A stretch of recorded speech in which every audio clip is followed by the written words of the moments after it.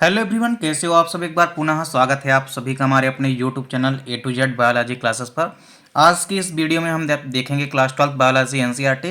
देखिए 2 अंक वाले यहाँ पे महत्वपूर्ण प्रश्न उत्तर देखेंगे जो कि आपके पेपर के पॉइंट ऑफ व्यू से काफ़ी इंपॉर्टेंट है। तो चलिए सीधे वीडियो को स्टार्ट करते हैं। सबसे पहला जो क्वेश्चन है वो है टेपिडम के 2 कार्य। देखिए कई बार टेपिडम के कार्य आपके एग्जाम में पूछा जाता है, तो टेपिडम के कार्य आपको तैयार करना है। टेपिडम का पहला कार्य देखिए क्या होता है। यह किसी भी वृद्धिशील बीजाणुजन कोशिकाओं तथा बीजाणु मात्र कोशिकाओं को पोषण उपलब्ध कराता है। किसी भी प्रकार से वृद्धि कर रही बीजाणु जनन की कोशिकाओं को तथा बीजाणु मात्र कोशिकाओं को यह पोषण प्रदान करने का कार्य करता है। दूसरा प्रमुख कार्य क्या है टेपिडम का। यह बेसिकली एंजाइम एवं हार्मोन का स्रावण करता है जो कि पराग कणों में प्रारंभिक वृद्धि के लिए संग्रहित होते हैं। यह आप कैसा भी कह सकते हैं कि यह पराग कणों के प्रारंभिक वृद्धि के लिए आवश्यक होते हैं। तो दोनों कार्य आपको याद रखना है। छोटा सा क्वेश्चन है, 2 नंबर में कई बार आपके एग्जाम में पूछा जाता है। दूसरा क्वेश्चन आपको तैयार करना है, अनिषेक फलन तथा अनिषेक जनन को परिभाषित कीजिए। यहाँ पे देखिए 2 क्वेश्चन है, दोनों क्वेश्चन छोटे छोटे हैं लेकिन काफी इंपॉर्टेंट है यहाँ पर आपके पेपर के पॉइंट ऑफ व्यू से। पहला क्वेश्चन क्या है देखिए, अनिषेक फलन जिसको कि हम पार्थिनोकार्पी कहते हैं। पार्थिनोकार्पी यानी कि अनिषेक फलन, मतलब जैसा कि नाम से ही स्पष्ट है कि अनिषेक जनन अनिषेक फलन, दोनों में थोड़ा सा अंतर है। जब भी बात करेंगे आप, पहले हम अनिषेक फलन की यदि बात करते हैं तो जैसा कि नाम से स्पष्ट है अनिषेक फलन मतलब फल लग जाएंगे लेकिन बिना निषेचन के ही। तो देखिए आपको पता है कि किसी भी प्रकार से फलों का जो निर्माण होता है वो अंडाशय से होता है। तो बिना निषेचन के ही यदि अंडाशय का फलों में बदल जाता है अंडाशय, तो बिना निषेचन के ही अंडाशय का फल में बदलने की क्रिया क्या कहलाती है, अनिषेक फलन कहलाती है। यानी जब भी बिना निषेचन के आपको याद रखना है कि यदि अंडाशय फल में बदल जाता है तो इस प्रक्रिया को हम अनिषेक फलन कहते हैं। इसके एग्जाम्पल भी कई सारे आपको याद रखने हैं, जैसे केला है, अंगूर है।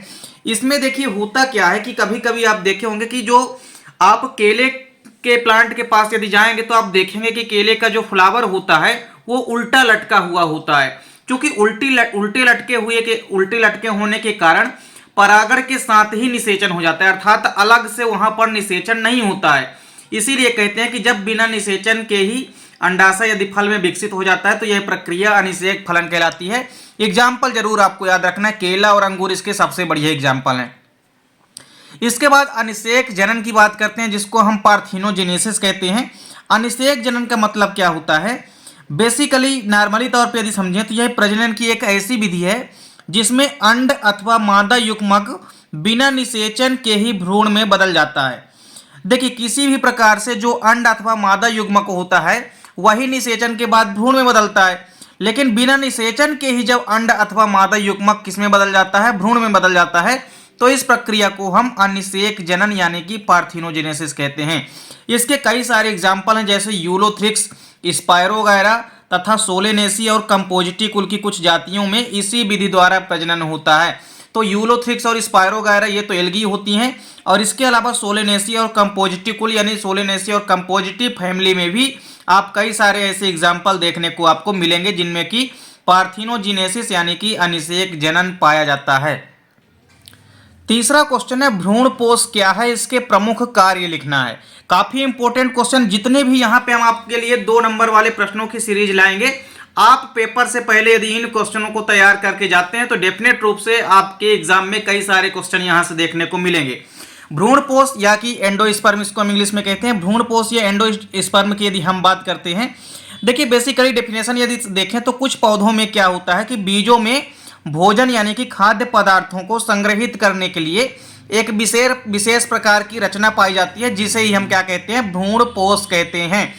किसी भी प्रकार से आप देखेंगे कि पौधों के अंदर बीजों में, बहुत सारे बीजों में खाद्य पदार्थों को संग्रहित करने के लिए एक विशेष प्रकार की रचना या संरचना पाई जाती है जिसे ही हम भ्रूण पोष या एंडोस्पर्म कहते हैं। एंडोस्पर्म के कई सारे कार्य हैं, यहाँ पे हम 2 प्रमुख कार्य देखेंगे। पहला प्रमुख कार्य क्या है कि जो भ्रूण कोष होता है इसके आसपास की बीजांड काय की कोशिका जो होती है वह विभाजित होकर के भ्रूण में परिवर्तित हो जाती है।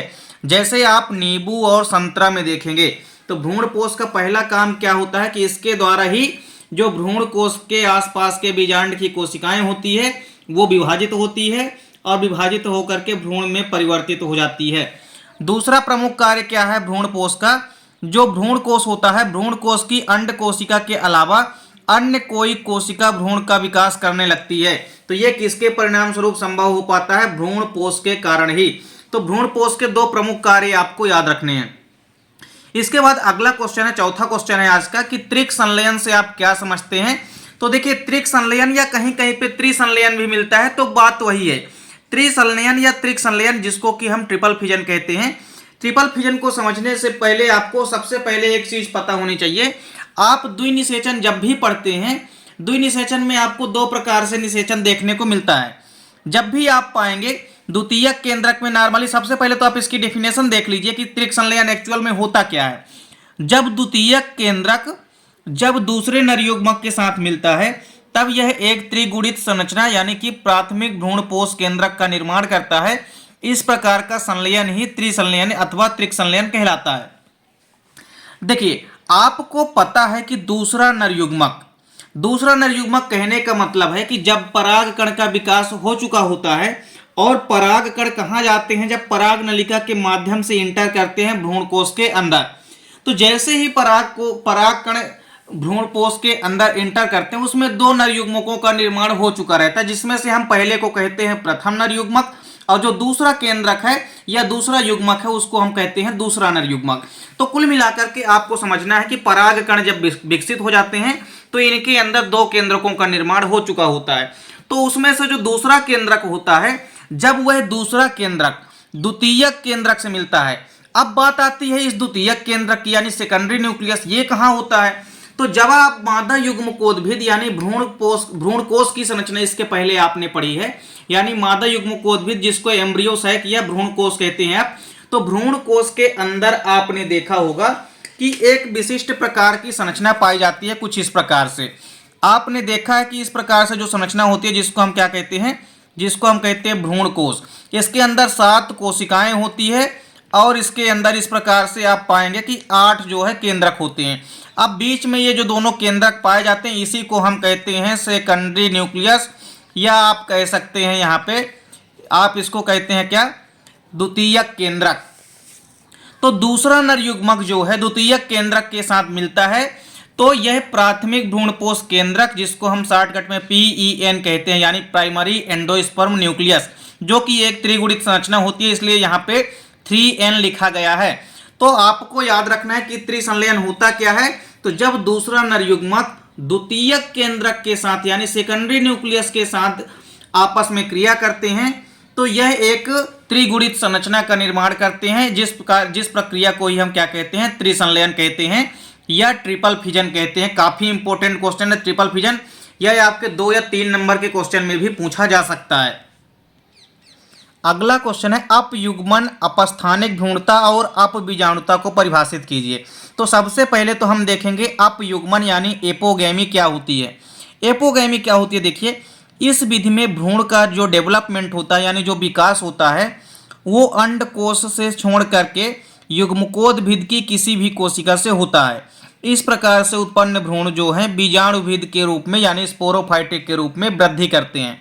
कहने का मतलब ये है, अपयुग्मन या एपोगैमी का मतलब क्या है कि इस विधि में भ्रूण का विकास अंडकोश से छोड़ करके यानी जो अंड कोशिका होती है, अंड कोशिका से छोड़ करके यानी अंड कोशिका को छोड़कर युग्मकोद्भिद की किसी भी कोशिका से होता है।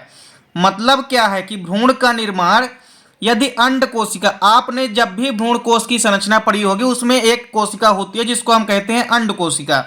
अब उस अंड कोशिका को छोड़ करके बाकी जो बची कोशिकाएं हैं, उन कोशिकाओं में से किसी भी कोशिका से यदि भ्रूण का निर्माण हो जाता है या विकास हो जाता है, तो इस प्रक्रिया को हम अपयुग्मन या एपोगैमी कहते हैं।